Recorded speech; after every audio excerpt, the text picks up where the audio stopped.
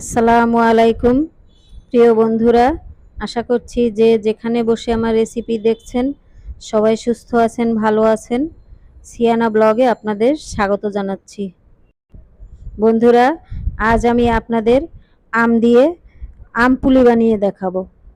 বন্ধুরা, আমের তো অনেক ধরনের পিঠা আপনারা খেয়েছেন। আজ আমি আপনাদের একটু ভিন্নভাবে আম দিয়ে পিঠা বানিয়ে দেখাবো।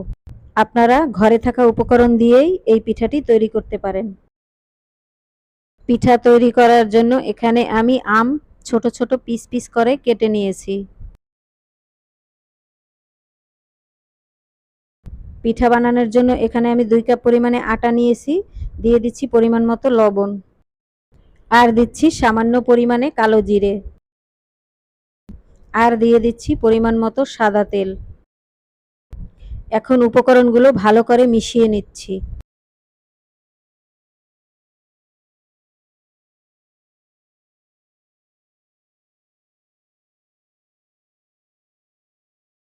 উপকরণ মেশানো হয়ে গেছে, এখন অল্প অল্প পানি দিয়ে ডো তৈরি করে নেব।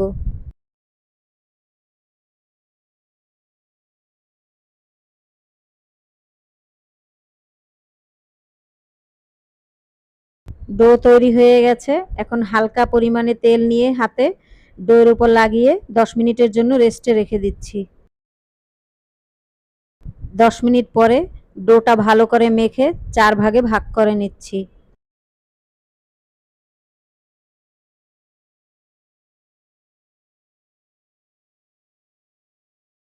এখন রুটির মতো বেলে নিচ্ছি।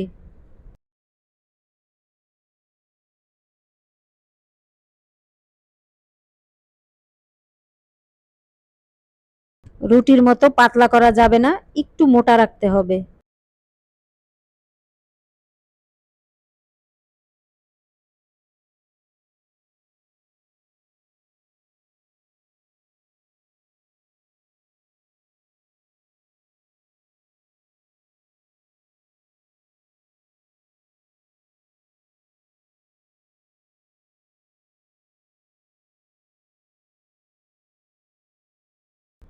এখন রুটির উপরে পিস পিস করা আমগুলো দিয়ে পুলির আকারে কেটে নিচ্ছি।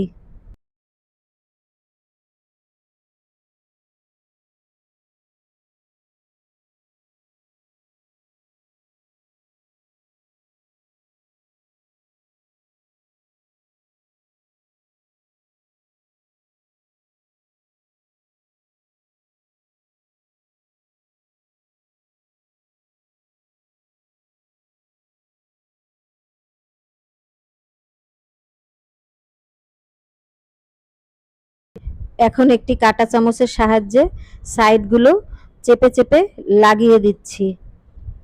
এতে করে ডিজাইনও হয়ে যাবে, আমের পুরগুলো বেরিয়ে যাবে না। এভাবেই আমি সব পিঠাগুলো বানিয়ে নিচ্ছি। বন্ধুরা, আপনারা চাইলে অন্য ডিজাইন করেও বানিয়ে নিতে পারেন।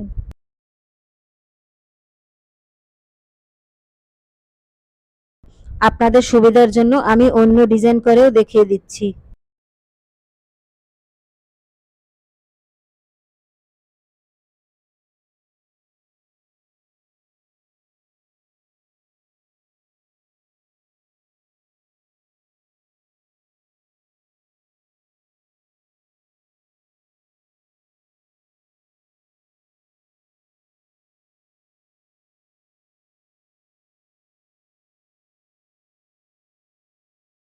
সব পিঠা আমার বানানো হয়ে গেছে, এখন ভেজে নিচ্ছি।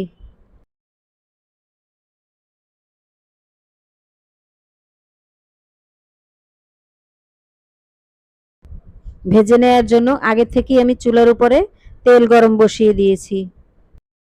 তেল গরম হয়ে গেছে, এখন একে একে পিঠাগুলো ছেড়ে দিচ্ছি। পিঠাগুলো মিডিয়াম আঁচে লাল লাল করে ভেজে নিতে হবে।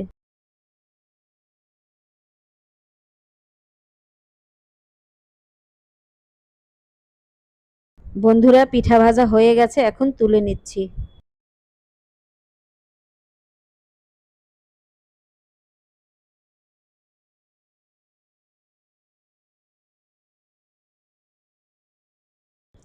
এভাবেই আমি সব পিঠাগুলো ভেজে নেব।